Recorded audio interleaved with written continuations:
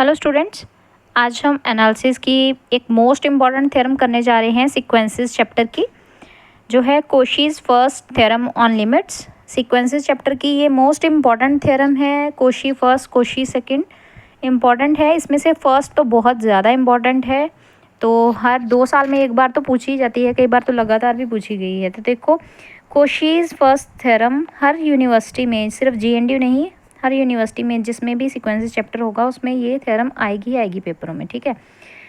तो सबसे पहले उन्होंने क्या बोला है, AN सीक्वेंस जो कन्वर्ज करती है L को, sequence AN converges to L। AN एक सीक्वेंस जो L को कन्वर्ज करती है। तो हमें प्रूव क्या करना है कि उस सीक्वेंस का अगर हम एवरेज करेंगे, यानी कि A1 + A2 + A3 up to Son AN तक अगर हम सम करेंगे, फिर उसको नंबर ऑफ टर्म से ही डिवाइड कर देंगे। कितनी टर्म्स हैं टोटल? N टर्म्स हैं, और इस नंबर को हम N से ही डिवाइड कर देंगे। तो ये जो पूरा का पूरा एवरेज बनी है, ये एवरेज वाली जो सीक्वेंस है XN, क्योंकि N क्यों लगाया? क्योंकि X2 का मतलब क्या होगा? सिर्फ 2 नंबर्स को ऐड करके 2 से डिवाइड करना। X3 का मतलब क्या होगा? 3 नंबर A1 A2 A3 को 3 से डिवाइड करना। X4 का मतलब होगा A4 को। तो इस तरह से XN सीक्वेंस एवरेज की सीक्वेंस है। तो जो हमारी एवरेज की सीक्वेंस है वो भी कन्वर्ज करेगी किसको? जिसको ये कन्वर्ज कर रहा है, मतलब L कन्वर्ज कर रहा है। तो हमारी ये AN अगर L को कन्वर्ज करती है तो एवरेज ऑल्सो किसको कन्वर्ज करेगी? L को ही कन्वर्ज करेगी। मतलब जिसको इसने कन्वर्ज किया उसी को एवरेज कन्वर्ज करेगी।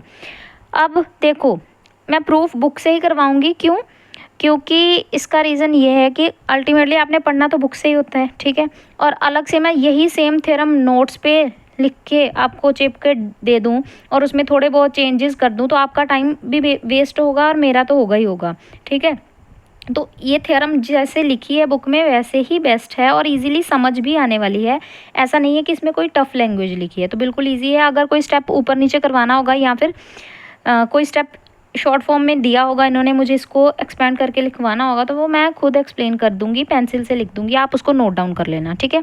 तो प्रूफ शुरू करते हैं सबसे पहले। तो देखो, AN कन्वर्जेस टू L, ये हमें गिवन है। तो सबसे पहले हमने क्या किया, AN L को कन्वर्ज करता है, तो AN माइनस L, मतलब L को इस साइड ले आओ, तो AN माइनस L, इसको नया नाम दे दिया सीक्वेंस TN, ठीक है। अब AN को ऐसे भी तो लिख सकती हूँ, AN इधर, L को दूसरी साइड भेज दिया, तो TN + 1 L, तो TN + L लिख दिया। अब ये जो एवरेज वाली सीक्वेंस है जो स्टेटमेंट में गिवन है वो लिखी। यहाँ पे खुद देखो, AN किसके इक्वल है? TN + L के। तो A1 का मतलब क्या होगा? T1 + L। A2 का मतलब क्या होगा? T2 + L, है ना। तो इस तरह से हम काउंटिंग चलाते जाएंगे और काउंटिंग A1 की जगह पे मैंने क्या पुट कर दिया? T1 + L। A2 की जगह पे पुट कर दिया T2 + L। A3 की जगह पे पुट कर दिया T3 + L। तो सबकी वैल्यूज़ पुट कर दी, ऐड करके करना है अब, और नीचे N तो लगा ही है ना एवरेज में। तो अब देखो, T1, ये T2 अप टू सोन जितने भी T हैं, है ना, इन टीज़ में से इन टीज़ को ऐड कर लिया, अलग सीक्वेंस बना ली इनकी टीज़ की। ये T वाली सीक्वेंस अलग कर दी, और ये L L L और L कितनी बार है? N टाइम्स, क्योंकि देखो काउंटिंग कहाँ से कहाँ तक है? T1 T2 T3, तो ये काउंटिंग 1 2 3 N तक है। तो L L L भी कितनी बार ऐड हुआ होगा? N times. तो N L लिख दिया उसने, मतलब ये L L L L वाले इकट्ठे करके आगे लिख दिए N टाइम्स L। जैसे कि 5 + 5 + 5 3 बार हो तो हम उसको ऐसे भी तो लिख सकते हैं 3 × 5। तो वही लिखा है, L L L N times add हो रहा है, तो N × L। T1 T2 T3 T4 TN ये अलग कर दिया, अपॉन N अलग से, ठीक है। अब XN सीक्वेंस में ये N L N के साथ डिवाइड करके अलग कर दिया, और इसको N के साथ डिवाइड करके अलग कर दिया। इसको इक्वेशन 1 मार्क करके होल्ड पे छोड़ दिया, ठीक है। N के साथ N कैंसिल आउट हो गया, L अकेला रह गया, प्लस ये जो दूसरा वाला है इस टर्म उसके साथ N डिवाइड करके अलग से लिख दिया। अब AN अगर L को कन्वर्ज कर रहा है तो TN 0 को कन्वर्ज कर रहा है। क्यों ऐसा? खुद सोचो। ये देखो, जो TN है वो AN माइनस L है। अगर AN मेरा L को कन्वर्ज करता है, तो मतलब AN की जगह पे L लिख दूंगी, तो L माइनस L मतलब 0। तो TN किसको कन्वर्ज करेगा? 0 को ही तो करेगा ना। तो इसीलिए लिखा है AN converges to L then T N किसको कन्वर्ज करेगा, ज़ीरो को, क्योंकि एल माइनस एल कर दूंगी तो टी एन की वैल्यू तो ज़ीरो ही आएगी ना। अब इसकी कंडीशन लगा दी कि टी एन ज़ीरो को अगर कन्वर्ज कर रहा है, दैट मीन्स इसका मतलब क्या हुआ कि टी एन माइनस ज़ीरो का मॉडुलस लेस देन होगा एप्साइलन से। लेकिन हमारी मर्ज़ी है, हम यूज़ करें एप्साइलन बाय 2 यूज़ करें, एप्साइलन बाय 3 यूज़ करें, हमारी मर्ज़ी। तो हम एप्साइलन की जगह पे क्या लिखते हैं, एप्साइलन बाय 2 लिख दिया मैंने, ठीक है। बाकी टी एन माइनस ज़ीरो लिखने की ज़रूरत नहीं थी, क्यों, T N minus zero, something minus zero, वही समथिंग वाली टर्म आएगी। तो टी एन लेस देन है epsilon by 2 for all N greater than equals to M. ये कन्वर्जेंट की डेफिनेशन का एम है ना, आपको पता ही है। अगेन हमने T N approaches to zero, ये कन्वर्जेंट की डेफिनेशन मैं एनालिसिस जब शुरू किया था तब भी अच्छे से करवानी शुरू कर दी थी, और कितनी बार रिपीट हो चुकी है। तो अभी इसका तो सवाल ही पैदा नहीं होता कि मैं बार बार ये समझाऊं, एम की ये बार बार कन्वर्ज की डेफिनेशन है, ठीक है। तो ये इसको सेकेंड इक्वेशन मार्क करके छोड़ दिया। अब आते हैं टी एन अगर ज़ीरो को कन्वर्ज कर रहा है तो मतलब सीक्वेंस क्या है टी एन की, कन्वर्जेंट। अभी तो लिखा T N converges to zero, तो इसका मतलब टी एन अगर ज़ीरो को कन्वर्ज कर रहा है then T N is convergent and every convergent sequence is bounded sequence. Every bounded may not be convergent but every convergent sequence is bounded sequence. ये हमने थ्योरम की थी, है ना। कन्वर्जेंट है तो वो बाउंडेड भी होगी। तो टी एन अगर बाउंडेड है तो दैट मीन्स टी एन का मॉडुलस किसी नंबर के, रियल लाइन पे कोई भी एक नंबर होगा ऐसा के पक्का, कि मेरा टी एन का मॉडुलस जो है वो लेस देन होगा पक्का के से, है ना, क्योंकि बाउंडेड सीक्वेंस है। तो सारे के सारे फॉर ऑल नेचुरल नंबर्स के लिए, जितने भी नेचुरल नंबर हैं एन के, उन सब के लिए फॉर ऑल का निशान डाला है उसने। सब नेचुरल नंबर्स के लिए जो मेरी सीक्वेंस है टी एन की वो के नंबर से छोटी है, क्योंकि वो बाउंडेड है। अब आते हैं, देखो अब इसको वो क्या करने के चक्कर में है, ज़ीरो बनाने के चक्कर में। क्यों, क्योंकि देखो अगर मुझे फर्स्ट इक्वेशन में एक्स एन, मतलब एक्स एन ये वाली चीज़ है ना, इसको अगर एल के ऊपर कन्वर्ज करवाना है तो मुझे ये पीछे वाली जितनी भी चीज़ है, ये है ना, जितनी चीज़ ये पीछे है, इस सब को क्या करना होगा, ज़ीरो बनाना होगा, है ना। ये पूरी अगर एक्स एन एल को कन्वर्ज कर रही है तो इस पूरी की पूरी जो सीक्वेंस है एवरेज की, इसको क्या बनाना पड़ेगा, मुझे ज़ीरो बनाना पड़ेगा, ठीक है। तो ज़ीरो ही बनाने के लिए वो सब कुछ कर रहा है।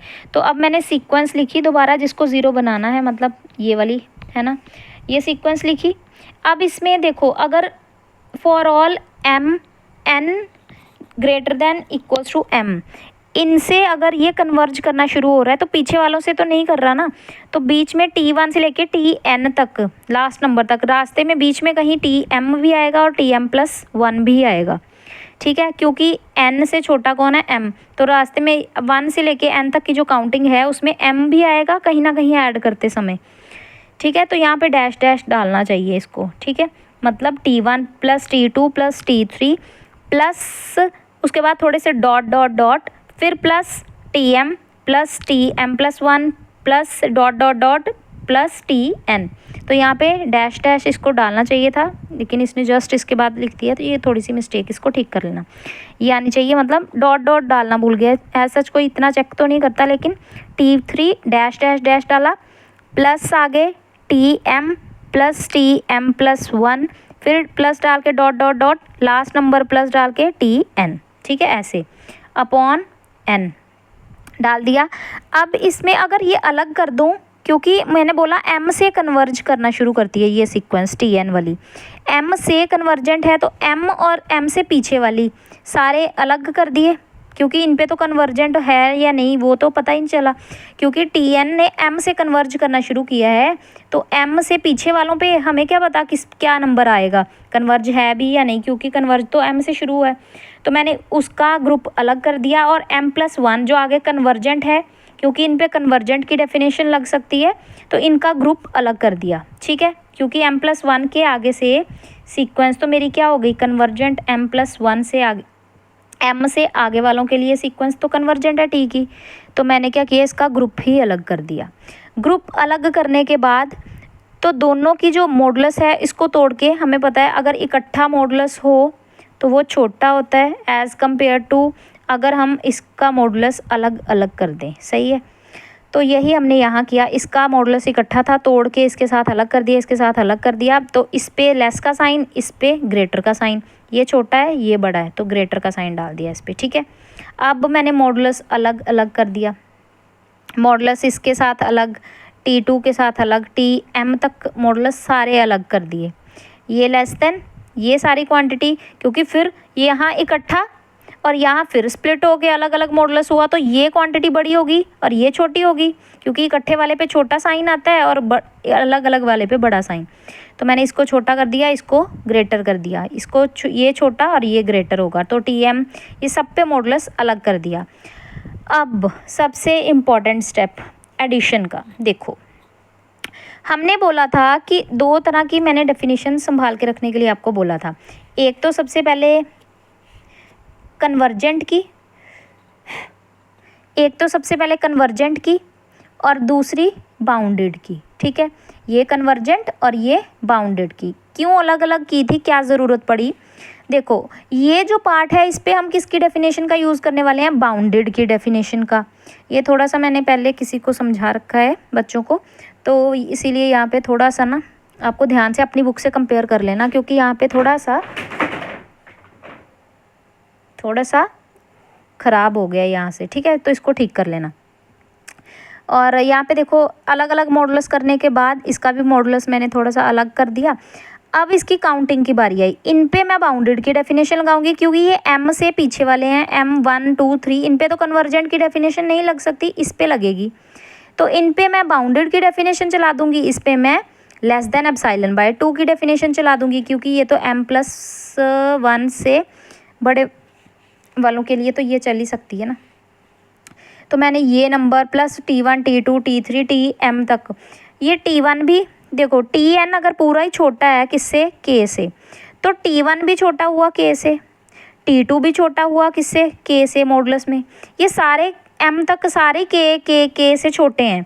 तो इन सब की जगह पे मैंने क्या लिख दिया, K कितनी टाइम्स, m बार। अगर मैं K plus K plus K plus K plus कितनी बार करूँ, m बार करूँ, तो उसको ऐसे लिख सकती हूँ, m into K by n तो है ही है। मतलब K अगर मैंने m टाइम्स K ऐड किया तो दैट मीन्स वो क्या हुआ, m into K by n। और यहाँ पे इस वाले पोर्शन पे अगर ये, अब खुद यहाँ पे देखना, ये समझने वाली चीज़ है थोड़ी, ठीक है। बच्चों को है बिल्कुल ईजी, कोई गिनती का हिसाब है, देखो बच्चों को यही समझ नहीं आता, ठीक है। ध्यान से समझना इसको, मैं जैसे जैसे बोलूँगी। तो देखो यहाँ पे जो सीक्वेंस ये है Tm+1 Tn तक काउंटिंग है। देखो अगर तो काउंटिंग 1 से लेके n तक होती तो मैं बोलती ये n नंबर्स हैं, ठीक है। लेकिन आपको याद होगा मैंने m तक की गिनती अलग कर दी थी और m+1 से शुरू किया था। तो मतलब मान लो अगर मेरे पास 1 से लेके 10 तक की गिनती थी, जिसमें से 4 तक के एलिमेंट्स मैंने पहले ही निकाल दिए, तो पीछे कितने बचेंगे, 10 - 4 यानी कि 6। तो यही हिसाब यहाँ पे है। अगर टोटल n एलिमेंट्स थे जिसमें से मैंने m एलिमेंट्स अलग कर दिए थे, तो ये एलिमेंट्स की गिनती कितनी होगी, t कितनी n तक है, तो यहाँ पे m तक अलग हो गए, तो n - m, यानी कि ये एलिमेंट्स कितने हैं total, n - m elements, n - m elements, ठीक है। तो इनकी गिनती, अब इन सब की जगह पे जो मेरा Tm+1 है, Tm+1 है, उसका मॉडुलस लेस देन होगा किससे, एप्सिलॉन बाय 2 से। Tm+2 उसका भी मॉडुलस लेस देन होगा एप्सिलॉन बाय 2 से। ये मैं क्यों बोल रही हूँ, क्योंकि सेकंड इक्वेशन में आपने बोला है कि m जब मेरा n m से बड़ा हो जाएगा, m से बड़ा मतलब m+1 m+2 ये सब m से तो बड़े ही है ना। तो मैंने बोला जब मेरा m से बड़ा हो जाएगा नंबर n, तब Tn क्या होगा, लेस देन होगा एप्सिलॉन बाय 2 से। तो मैंने इन सब की जगह पे epsilon by 2 epsilon by 2 epsilon by 2 ये भी सब क्वांटिटीज़ लेस देन है। Tm+1 भी एप्सिलॉन बाय 2 से छोटा, Tm+2 भी एप्सिलॉन बाय 2 से छोटा, Tn भी एप्सिलॉन बाय 2 से छोटा। तो मैंने इस क्वांटिटी को कितनी बार ये एप्सिलॉन बाय 2 ऐड हुआ, n - m टाइम्स, और ये फ्रैक्शन वाला n तो नीचे लग ही रहा है। और किसको मल्टीप्लाई करूँगी, यहाँ पे k ऐड हुआ था तो n m इंटू के लिखा था, अब epsilon by two epsilon by two epsilon by two add हो रहा है कितनी बार, n minus M times, reason मैंने बता दिया है ना, तो इसीलिए epsilon by two into N minus M upon N लिख दिया, ठीक है। अब यहाँ पे थोड़ी सी करेक्शन की ज़रूरत थी, तो यहाँ पे n ही आएगा, लेकिन अब देखो एम के अपॉन एन, अब यहाँ पे इस क्वांटिटी को गायब करके इसकी जगह सिर्फ लेस ने रिप्लेस कर दिया इसको, क्यों, क्योंकि मुझे पता है डिनोमिनेटर और denominator minus some other number, ऊपर नंबर छोटा और नीचे नंबर बड़ा, अगर ऊपर नंबर छोटा और नीचे बड़ा हो तो फ्रैक्शन का रिजल्ट हमेशा क्या आएगा, 0 point something, 0 point something always less than होगा 1 से, तो मैंने इस पे लेस का साइन, अब किसी 1 से छोटी क्वांटिटी को मल्टीप्लाई करो तो वो नंबर बड़ा होगा, या 0 पॉइंट समथिंग को ना मल्टीप्लाई करो वो नंबर बड़ा होगा, ऑब्वियसली। अगर इसको रिप्लेस कर दूं मैं 1 से, यानी कि उल्टा 0 पॉइंट समथिंग वाली चीज़ को मल्टीप्लाई करवाने से कोई नंबर छोटा हो जाता था, जैसे कि 5 है, ठीक है। अब अगर मैं 5 को मल्टीप्लाई करवा दूं किसके साथ, 0.2 के साथ, ठीक है, तो ये उल्टा बढ़ने की बजाय कम हो जाएगा, है ना, क्यों, क्योंकि ये बन जाएगा 2/10 इंटू 5, तो 5 2 10 मतलब 1 बन गया, पहले से ये नंबर छोटा हो गया ना, तो इसका मतलब 0 पॉइंट समथिंग वाली चीज़ को मल्टीप्लाई करने से नंबर और छोटा हो जाता है। तो आप ऐसे भी सोच सकते हो कि ये क्वांटिटी मेरी छोटी है एप्सिलॉन बाय 2 से, क्यों, क्योंकि मैंने इस नंबर को हटा के इसकी जगह 1 रिप्लेस किया, तो 1 की तरफ बड़ा साइन था और इस पे छोटा साइन था, इसलिए ये क्वांटिटी छोटी और ये क्वांटिटी बड़ी। अब ये कंपैरिजन हो किसका रहा है, इसका, ये क्वांटिटी छोटी है, लेस है किससे, इस नंबर से, है ना, एम के by N plus epsilon by 2। तो ये पूरी कंक्लूड करके दोबारा 4 इक्वेशन बना दी, ठीक है। अब इसको सॉल्व करके भी वो एप्सिलॉन बाय 2 बनाएगा किसी तरीके से, लेस देन एप्सिलॉन करेगा, तो जो चीज़ एप्सिलॉन से छोटी मतलब वो 0 ही होगी ऑलमोस्ट, ठीक है। तो देखो अब यहाँ पे नेक्स्ट उन्होंने ये जो एम के प्लस एन है ये किसको अप्रोच करेगा, 0 को, क्यों, क्योंकि जब n बढ़ता जाएगा इन्फिनिटी तक तो something over infinity that is 0, तो ये चीज़ किसको कन्वर्ज कर जाएगी, 0 को। There exist positive integer p such that ये नंबर छोटा है किससे, एप्सिलॉन बाय 2 से। ऐसा क्यों लिखा, कन्वर्जेंट की डेफिनेशन जो होती है कि मॉडुलस ऑफ एम के by N minus 0 less than होगा एप्सिलॉन बाय 2 से फॉर ऑल n जब ग्रेटर देन होगा किसी p से, तो ये पूरी लाइन लिखी जाएगी। अब इसको कंक्लूड कर लिया। अब देखो मैंने बोला था जब भी कन्वर्जेंट की डेफिनेशन को क्लब करना होगा तो आपको मैक्सिमम लेना पड़ेगा कन्वर्जेंट में से, तो कन्वर्जेंट p में से और ये जो पिछले पेज पे m लिया था जहाँ से कन्वर्जेंट शुरू हुआ था, ये इन रिजल्ट्स को क्लब करना है तो इन दोनों में से बड़ा चूज़ करना पड़ेगा मैक्सिमम, तो मैक्स ले लिया मैंने m और p में से, तभी ये चीज़ दोबारा लिखी जा रही है सीक्वेंस tn वाली, वही जो पिछले पेज पे बॉटम पे बिल्कुल लास्ट नीचे की है ये, ठीक है। अब इसकी जगह पे मैं क्या डाल दूंगी, रिप्लेस कर दूंगी एप्सिलॉन बाय 2, क्योंकि ये खुद किसको कन्वर्ज कर रहा है, एप्सिलॉन बाय 2 को। बाकी सारी चीज़ 4th इक्वेशन सारी की सारी डिट्टो सेम, बस यहाँ पे क्या लिखा जाएगा, बस ये जो टी था सीक्वेंस वाला, ये जो एवरेज वाला टी था ये 0 को कन्वर्ज कर रहा है, लेस देन एप्सिलॉन मतलब 0 का डिफरेंस इसके साथ लेस देन होगा एप्सिलॉन से, तो इसका मतलब एप्सिलॉन से भी कम डिफरेंस किसका, इसका सीक्वेंस का 0 को, तो इसका मतलब ये सीक्वेंस किसको कन्वर्ज कर रही है, 0 को। अगर ये tn वाली पूरी सीक्वेंस 0 को कन्वर्ज कर रही है, इसका मतलब इसकी वैल्यू अगर मैं 0 पुट कर दूं, अब इसके बाद एक और स्टेप लिख लेना विच इम्प्लाइज, मतलब इस लाइन के बाद ये लाइन आएगी कि t1 plus t2 up to so on tn up to so on, ये डॉट डॉट आएगा, ठीक है, tn अपॉन n किसको कन्वर्ज कर रहा है, किसको कन्वर्ज कर रहा है, 0 को। यहाँ से मॉडुलस को हटा देना आप, ये मॉडुलस नहीं डालना क्योंकि ये अगर डेफिनेशन कन्वर्जेंट की है तो ये लिखेंगे कि tn t1 t2 plus t3 plus up to सोन डैश डैश डाल के प्लस tn, ठीक है, plus tn upon n converge कर रहा है किसको, 0 को। तो इस इक्वेशन को उठा के मैंने पिछले पेज पे यहाँ पे फर्स्ट इक्वेशन जहाँ बनाई थी, फर्स्ट इक्वेशन, ठीक है, यहाँ पे पुट कर दिया, तो ये चीज़ अगर 0 हो गई तो एक्स एन किसको कन्वर्ज कर गया, एल को, है ना, क्योंकि डेफिनेशन तो कन्वर्जेंट ही चल रहा है। ये अगर इसको कन्वर्ज कर दिया 0 को तो एक्स एन किसको कन्वर्ज कर गया, एल को। पीछे वाली जो क्वांटिटी वो सारी 0 हो गई, टी एन वाली। तो इसका मतलब एक्स एन सीक्वेंस किसका नाम था, एवरेज वाली का, तो इक्वल है किसके, एल के। तो यहाँ से हमें सीखने को मिला अगर सीक्वेंस किसी नंबर को कन्वर्ज करती है तो उसकी एवरेज भी उसी नंबर को कन्वर्ज करती है। किसकी एवरेज, सीक्वेंस की एवरेज। ठीक है, आई होप आपको मैंने अच्छे से एक्सप्लेन किया होगा कोशीज़ फर्स्ट थ्योरम। तो काफ़ी इम्पॉर्टेंट है, एक दो बार आप इसको रिवाइज़ करोगे जहाँ से नहीं समझ आएगा तो प्रीवियस वीडियोज़ आपका देखना बिल्कुल कंपल्सरी है, क्योंकि उसके अलावा जो कंसेप्ट मैं बोल रही हूँ, यूज़ कर रही हूँ बीच में, वो आपको समझ नहीं आएंगे। तो लाइन वाइज चलना तो अच्छे से समझ आएगा, अदरवाइज़ आपको थोड़ा क्रैम करना पड़ेगा, जो कि अच्छी बात नहीं है। आप सही से प्लेलिस्ट को फॉलो करो। एनालिसिस की अलग प्लेलिस्ट बनी है, एनालिटिकल ज्योमेट्री की अलग प्लेलिस्ट बनी है, तो अभी से तैयारी शुरू कर दो। Thanks for watching this video, मिलते हैं अगली वीडियो में।